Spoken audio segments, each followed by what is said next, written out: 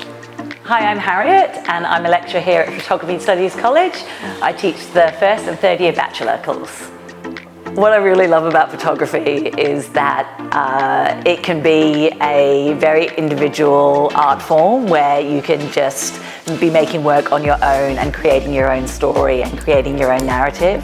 But it can also be really collaborative, not only with other photographers, for example, and collaborating on projects, but also collaborating with your sitter, collaborating with the people that you're photographing, telling their stories.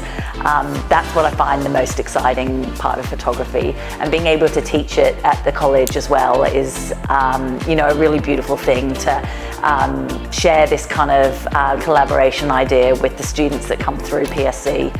And really kind of broaden their horizons, that photography doesn't have to be such a solo industry, and that we can all work together and make beautiful work as a group, as a team.